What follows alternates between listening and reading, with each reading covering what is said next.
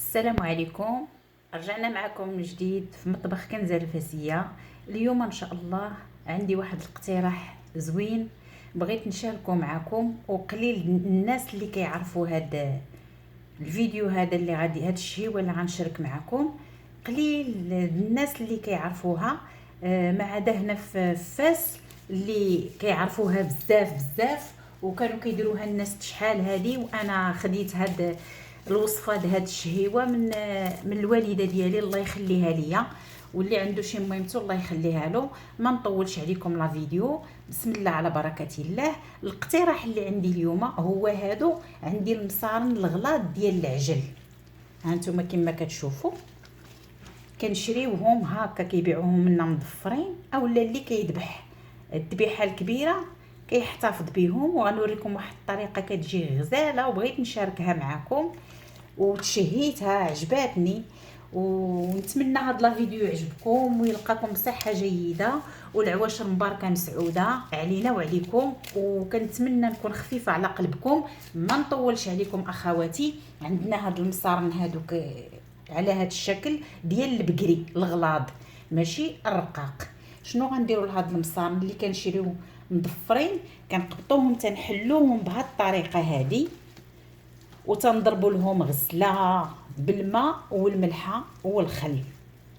انا ما غيمكنليش الفيديو كله باش ها انتم ملي كيكونوا مطفرين كديروا لهم غير هكا وكيتحلوا بهاد الطريقه. غنقرب لكم الكاميرا ونتمنى يبان لكم مزيان. فاش كنشريوهم مضفرين كنحلوهم بهاد الطريقه هذه، هي كديري لهادي هكا وكتحل بهاد الطريقه. نتمنى تكون لا فيديو مفسره مزيان وكتبان لكم مزيان. صافي غنحلهم وغنضرب لهم غسله بالماء والملحه والخل. خليكم معايا وتبعوا لا فيديو من الاول حتى التالي، وراه غادي يعجبكم بزاف. والا درتوهم راه غادي ما غتبقاوش تستغناو عليهم كاع. ها نتوما غنحلوهم كاملين باش غندوزو نغسلوهم مزيان، وغنوريكم شنو غنديروا لهم. ها هما من بعد ما حليتهم درتهم في هذا البانيو، وغندير لهم واحد الكميه لا باس بها ديال الملحه. هنا غادي تكون هنا عندي واحد 2 المعالق كبار اولا 2.5، ما تخافوش حيت غادي نغسلوهم. ها هما كما كتشوفوا، وغادي نضيف على هذه الملحه الخل.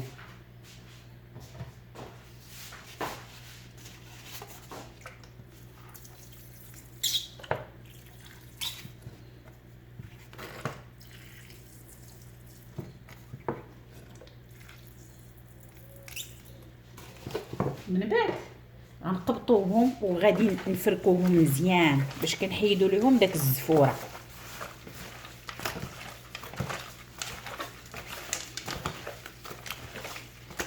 غادي نخليهم مرقدين واحد المده ديال 10 دقائق بركه. من بعد ما دازت 10 دقائق شوفوا كيف رجعوا بياضوا.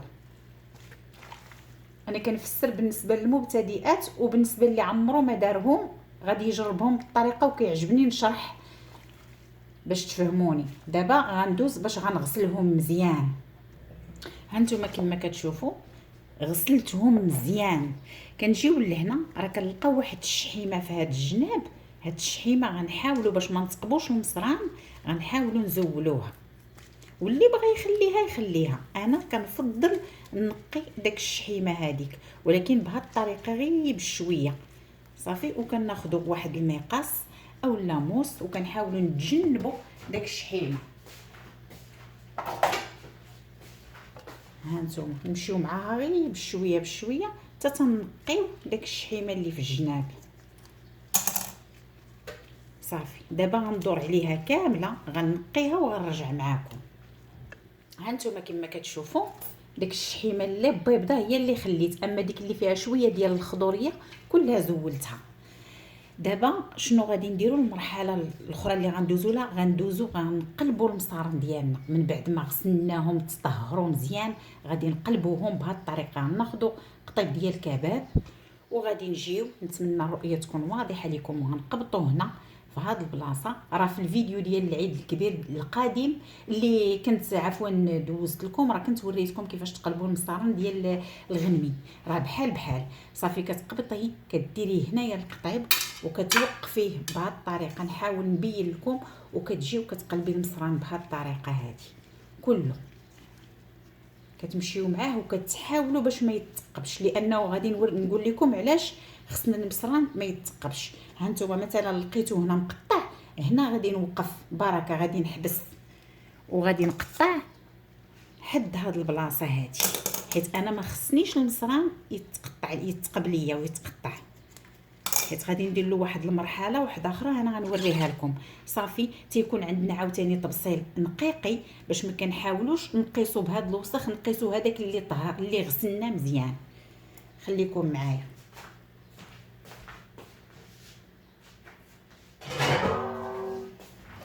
نحزو نزولو هذا ونجيو لهنا ونقلبوا المصران ديالنا بهذه الطريقه، ونحاولوا ما نقيسوش داك المصران اللي غسلنا حيت كيهبط له هذا الشيء. راه طريقه سهله وما تعكزوش عليهم، كيجيو فنين. غتجربوهم وغتدعيو معايا، راه تيجيو بحال ملي كطيبيهم كيجيو بحال الشكل ديال الخليع. صافي باش ما نطولش عليكم لا فيديو، غنمشيو بهذه الطريقه كلها تنقلبوا المصارن كلهم اللي عندنا. هانتوما كما كتشوفوا كلهم قلبتهم بهذه الطريقه من الداخل باش تفهموني. من الداخل صافي غسلناهم، راه داك الوجه اللي غسلنا رجع للداخل، وهذا الداخل ديالو اللي قلبنا. دابا غادي نديروا لهم واحد الكميه لا باس بها ديال الملحه، وغادي نديروا لهم الخل عاوتاني بحال اللي درنا بالطريقه الاخرى. غادي نحركوهم بيدينا مزيان وغنخليهم واحد 10 ديال الدقائق وغنغسلهم مزيان ونديرهم يقطروا، وغنوريكم ان شاء الله شنو غادي ندير.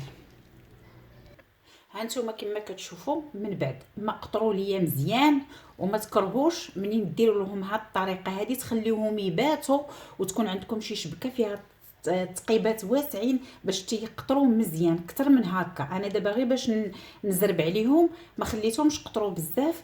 غادي ناخذ واحد الكسعه اللي تكون غارقه وغادي نخويهم في هاد الكسعه من بعد ما قطروا، وغادي ندير لهم التتبيله ديالهم. نتمنى الرؤيه تكون واضحه لكم. شنو هي التتبيله اللي غنحتاج لهاد المصارن هادو؟ غادي بطبيعه الحال هانتوما عندي 2 ديال الريوسه ديال الثومه، القوقات ديال الثومه 2 باش تفهموا. قبضتهم وطحنتهم مع الملحه، اما طحنوهم اما دقوهم محكوكين. لا الا تحكوا ما تيجيو من الاحسن مدقوقين. ها انا غادي نضيف هاد الثومه مع الملحه هنايا هادي باش غنشرملوهم، وغادي نضيف بطبيعه الحال الكمون.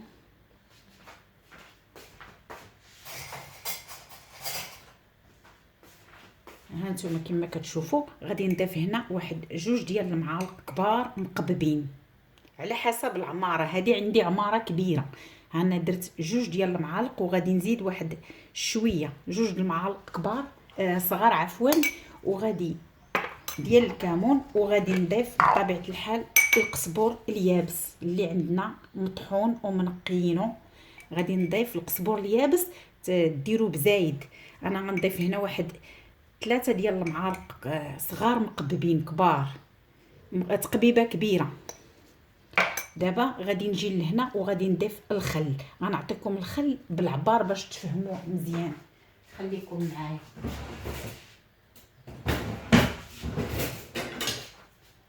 عندي هنا واحد المغرفه ها هي غارقه، انا ضفت واحد، غادي نضيف مغرفه ونص. بطبيعه الحال غنقبطوه غنعركوه مزيان وغير بلساننا نذوقوا واش هو هذاك في الملحه. كاين اللي كيبغيهم مالحين، كاين اللي كيبغيهم مسوسين. غادي نخلطوا هذا الشيء باش تدخل لنا ليهم ديك التوابل ويدخلوا لهم مزيان. بغيتوا التتبيله تحركوها هي الاولى وتخلطوها عاد ترميوه المصارن بحال دابا هاد التتبيله هذه اللي درت كان احسن تبات حتى للصباح، عاد تقبطوها وانا غنقول لكم شنو غنديروا لها. كنتو مزروبين ماشي مشكل، خدموها واخا ديك الساعات. خليكم معايا. هانتوما كما كتشوفوا جاني القزبر اليابس ناقص، غادي نزيد هاد المعلقه هذه صغيره، وغنزيد واحد شويه غير نص معلقه ديال الكمون. الكمون ما تكتروش فيه بزاف لانه شويه كيعطي المروره، وغادي نزيد واحد شويه ديال الخل. صافي. اما الملحه هي هذيك، وغنعاود نخلطو.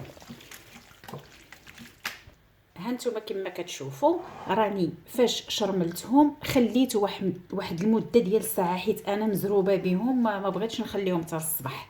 اللي ما مزروبش بهم يخليهم يباتوا في التشرميله حتى الصباح. هانتوما كتاخذوا واحد القصبه ديال الحرير، راه يكونوا كلشي غيكون كيعرفها، ديك اللي كتكون فيها الصابره كنحيدوا ديك الصابره، وكنكونوا عقدنا الراس من التحت بالخيط، اولا كنعقدوه غير بهذه الطريقه، ولكن بالاحسن باش تجنبوا حيت كيزلقوا ديروا الخيط. غتجيو لهنا للقصبه وغادي ديروه هنا في الوسط في ديك الثقب ديال المصران، غتجيو لهنا وغتحشيو في هذا الثقب وغادي تنفخوهم.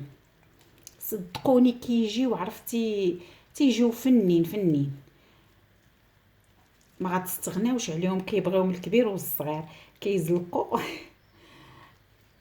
ها عطيوهم الخاطر، ماشي مشكل نضربوا شويه التماره، ولكن كيجيو فنين. صافي. وغادي ننفخوه هنايا باش غادي يتنفخوا، غنصوطوا في هذا القصبه، واللي عنده هذيك اللي كتنفخ مزيانه. صافي بهذه الطريقه.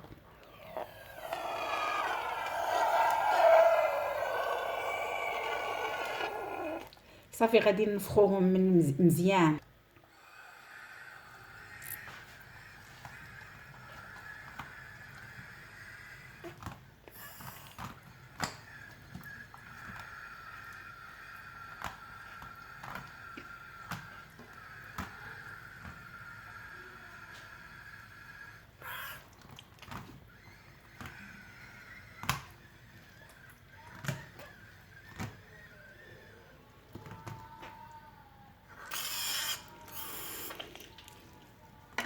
هانتوما كما كتشوفوا كيتنفخوا على هاد الطريقه هذه، كيجيو هكذا. صافي. وكتقبطوا هذا الرويس هذا وكتسدوه بالخيط. صافي. هانتوما كما كتشوفوا كيجيو على هاد الطريقه هذه. دابا غنمشيو معاهم شويه بشويه حتى نكملوهم. دابا غادي نشرح لكم كيفاش، حيت ما يمكنش ندير لكم جوج الفيديوهات، غنطول عليكم بزاف. دابا هذه هي النتيجه النهائيه. كما كتشوفوا كيجيو بهذه الطريقه، تنقبطوهم وكنشروهم في الشميشه. ما في الصباح بكري كنوضوا وكنشروهم في قبل ما كتشرق داك الشمس، باش داك الشمس ما تحيدناش هاد التتبيله هذه. تضربهم ديك البروديه باش كينشفوا، وكتبقى هاد التتبيله عاد كتضرب فيهم الشمس. ملي كيبسوا مزيان وكنشوف نحسوا بهم يبسوا، راه الا كانت الشمس حاره عندهم نهار من الصباح حتى العشيه اولا يومين، كنقبطوهم كنفسر لكم. ومنين غادي يبسوا غادي نقطعوهم بالمقص، كيجيو بحال الجعيبات، كنقطعوهم بالمقص للحجم اللي بغيتو. صافي. كما قلت لكم كنقطعوهم بالمقص على هاد الطريقه هذه، وكنقبطوا الزويته كنديروها في المقله الزيت الروميه، وملي كنديوهم ونجيبوهم في المقله كنرشوهم بواحد شويه د الماء باش كيجيو مقرملين، وكنفقسوا عليهم البيض. كاين اللي كيفقس عليهم البيض، كاين اللي كياكلهم غير هكذا. المهم انا وريتكم هاد الطريقه اللي كنصوبوه بالنسبه لينا حنا هنا في فاس، وكيجيو فنين، وصدقوني ما غتندموش عليهم. وكنتمنى هاد لا فيديو تعجبكم وتروقكم، وما تبخلوش عليا باللايكات ديالكم، بتشجيعاتكم وبالبارطاج مع الاهل والاصدقاء. وخليتكم على خير، والعواشر مباركه مسعوده، والى اللقاء في فيديو قادم ان شاء الله.